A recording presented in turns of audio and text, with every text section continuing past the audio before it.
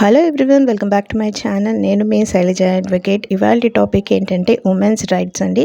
పెళ్ళి తర్వాత అమ్మాయికి అత్తగారి ఇంట్లో ఎటువంటి రైట్స్ ఉంటాయి, అలాగే పుట్టింటి రైట్స్ ఏమైనా కోల్పోరా, ఈ విషయం మీద మనం ఇవాళ వీడియో చూద్దాము. అయితే రీసెంట్గా సుప్రీంకోర్టు ఈ విషయం మీద అమ్మాయి యొక్క హక్కుల గురించి న్యూ గైడ్లైన్స్ ఇచ్చిందండి. అయితే పెళ్ళి తర్వాత అమ్మాయికి అత్తగారి ఇంట్లో ఎటువంటి రైట్స్ ఉంటాయి ఫస్ట్ చూద్దాం. అయితే శ్రీధన్ అంటారు. పెళ్ళప్పుడు ఇచ్చే డబ్బులు, కట్నాలు, నగలు అవన్నీ కూడా శ్రీధన్ కింద వస్తాయి.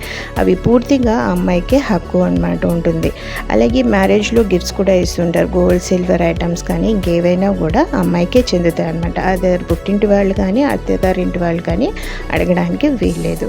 ఇంకోటి వచ్చి ఈక్వల్ స్టేటస్. హస్బెండ్ ఎలాంటి లైఫ్ స్టైల్ లీడ్ చేస్తారో అమ్మాయి కూడా అలాంటి లైఫ్ స్టైలే ఇవ్వాలన్నమాట.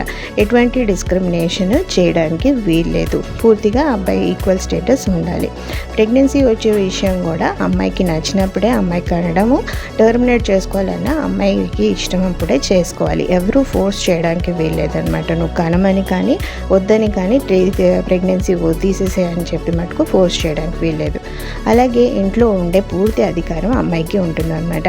అమ్మాయిని గెంటేద్దాము, అమ్మాయి నుంచి ఇంటి నుంచి పంపించేద్దాము అని చెప్పి ఎవరు ఏం చేసినా అమ్మాయికి ఫుల్ రైట్స్ ఉంటాయి. ఇక డొమెస్టిక్ వైలెన్స్ విషయం నేను చెప్పక్కర్లేదండి. ఆల్రెడీ అందరికీ తెలుసు 498A డొమెస్టిక్ DVC యాక్ట్. వీటి మీద వాటికి ఏమైనా మెంటల్, ఫిజికల్ హెరాస్మెంట్స్ ఉంటే డెఫినెట్గా క్రిమినల్ కేసెస్ అమ్మాయి వేసుకునే ఛాన్సెస్ ఉంటాయి అన్నమాట. ఇది అందరికీ తెలిసిన విషయమే. ఇంకోటి వచ్చేసరికి డైవర్స్.